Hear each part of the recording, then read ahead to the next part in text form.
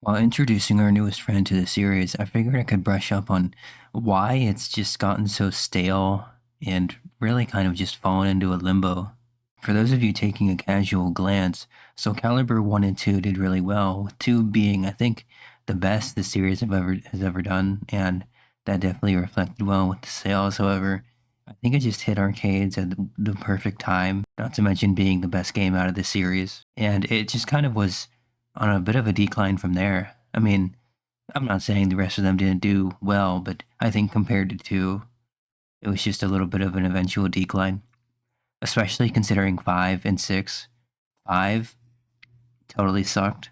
Nobody really liked 4. Well, no, that's not really accurate to say.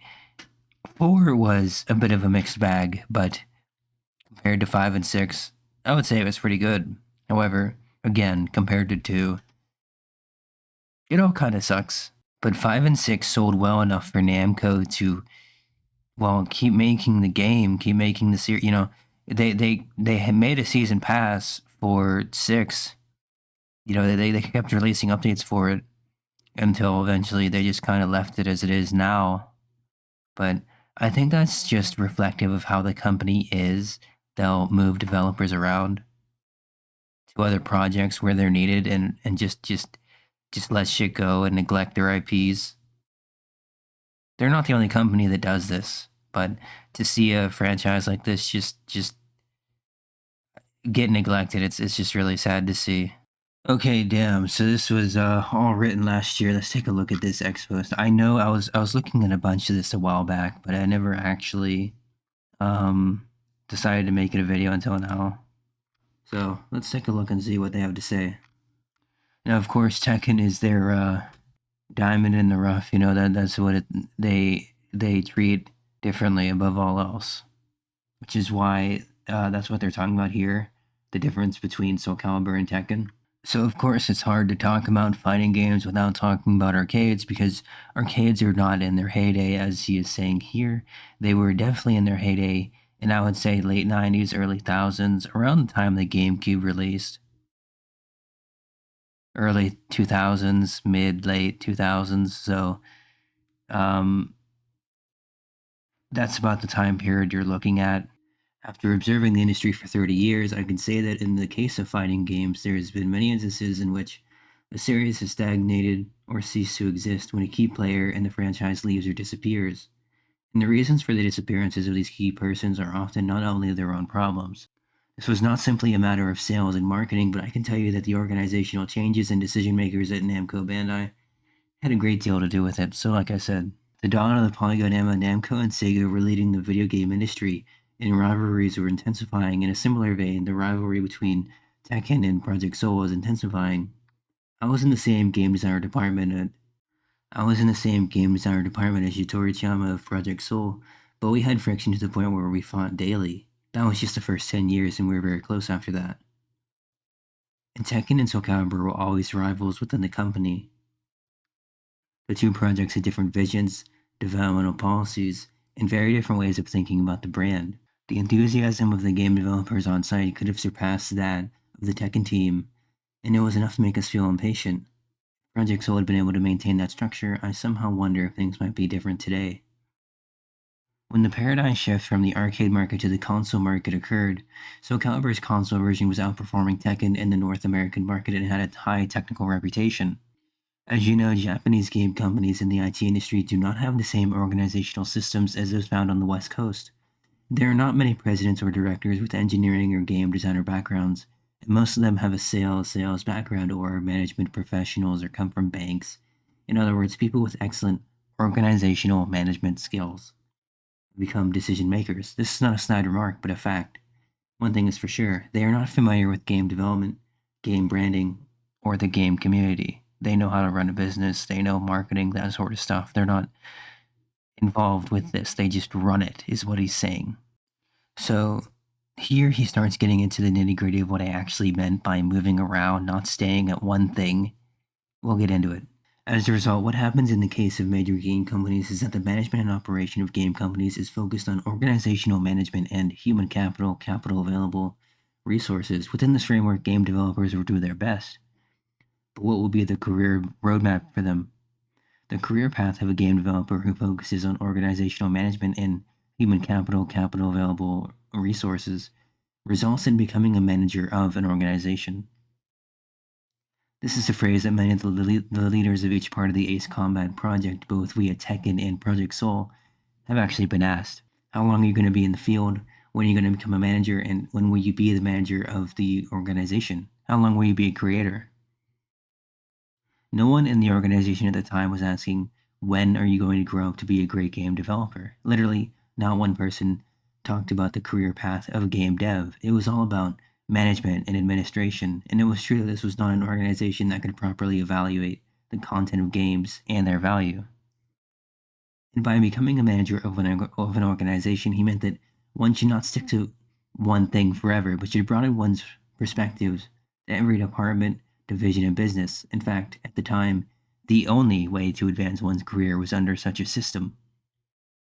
Broadening one's horizons sounded good, but in game development, it was the opposite of pursuing a single path or mastering something. Also, at that time, the concept of job rotation was widespread based on the idea of broadening one's horizons, growing as a manager, leading any department or division or business, and contributing to the expansion of said company. It was originally intended for younger employees, but as a result, it was undoubtedly one of the factors that gave rise to the trend that working only on a specific game or genre of work forever is not a career development and not valued. Then the phenomenon of people leaving various titles and series as if they were being peeled off began to occur. Each time a project's key players were peeled away, the big dreams and visions that the project once held became weaker. Project Soul was struggling to survive, especially among its younger members. However, it seems that it was difficult for them to maintain their vision, will, and organizational structure now that they are no longer in the game development centered world of the past, but rather a game development team that is just one of all the businesses in the group companies. At the same time, of course, this was happening to me in the same situation. First, the company was split into a development company and a publishing company, and I became the publishing company member, but also the head of a new department called Global Business Development, which had nothing to do with game development. None of my subordinates were in development either. They were all marketing. This meant that from a company organizational point of view, I was out at the Tekken project, both in terms of the company itself, its divisions and departments, and its budget. This was not my idea, of course, but was decided by the management at the time, according to the company policy I mentioned earlier. And while this might have put me on a career path, I had something else in mind entirely. I made the decision to head the Tekken project despite the fact that I was in a different company, department, and division, and had no budget authority. I practically manipulated the creative and budget planning. Why? I know that the soil and currents of such a large organization just happen from things that are happening due to delusions caused by the group mind, and a head appointed solely for a career advancement with no love for that game title and no long-term vision cannot be good for the survival of the series or the fan community. So he keeps going on to say that he basically rebels, he becomes independent. The word independent is said like 4 times in this paragraph. A group of outlaws. So they survived as the only group with independent decision making. If there is only one major difference between Project Soul and the other companies, this is the only one. So we were never obedient, but always a wicked group with a strong will. I think this is the only difference between Tekken and Project Soul. I think that the fact that the number of members who had the drive to keep the title alive, even if they had to jump through all sorts of hoops, decreased as the organization changed, and that is one of the aspects that weakened Project Soul, little by little. I'm not saying that is all, but it was a big factor. But from my point of view, I don't think the fire of Project Soul has been extinguished. There are still a few key people in the company who have the will to do it. I would like to believe that they are just not united now. And I mean, this guy was the co-director for SoulCalibur 4, so he was fairly involved with it, okay? And back in the thread, they keep talking about people leaving Namco. Of course, yeah. That's what's gonna happen. So yeah, the reading along here, this makes a lot more sense. Apparently, nobody really got to play SoulCalibur 3 because it was only released on the PS2, which doesn't really make sense because SoulCalibur 2 was released on so many different things at the time. I get it, it might have been an exclusive or something, they worked out some deal, but it just doesn't make sense. Alright, so let's take a look here. According to this, 4 sold great, it was the best-selling game, but 5 wasn't guaranteed because the team leads of Project Soul left Namco after its release. 5 was only started because a new team stepped up, but since then they haven't proven themselves. Namco gave them a lower budget and a strict one-year deadline, which was insane even in 2011.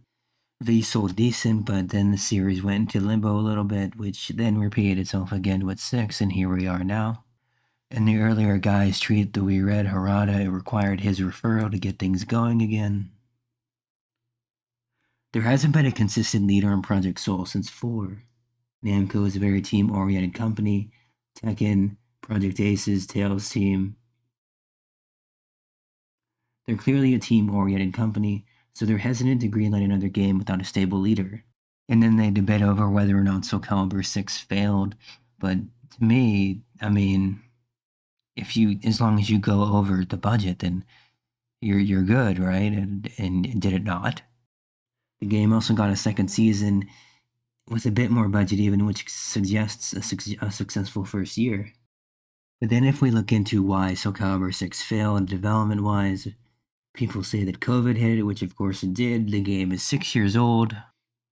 People were saying some contradictory things, saying that it is considered a financial failure, that projects are not likely to receive funding from traditional sources, not well received, and merch provided minimal additional revenue. But then people say it didn't fail because it sold over 2 million. And that it was slightly overshadowed by Tekken 7. But then he comes back and says the 2.1 million were not enough to cover merchandising costs, including so further investments were stopped, including development of DLCs. So if you ask me for a personal opinion here, the earlier games with their different modes, they definitely there was more soul and effort put into it. Okay, so the SoulCalibur 2, I don't know what you want to call it, the exploration mode, like the conquest thing, and there are the different stages with like the quicksand and the timer, and if you hit your enemy into one of the walls, they flew around. Okay, that was fun. That was really cool. And then there was the weapon master mode. That was neat. Okay, stuff like that. That shows like you actually cared.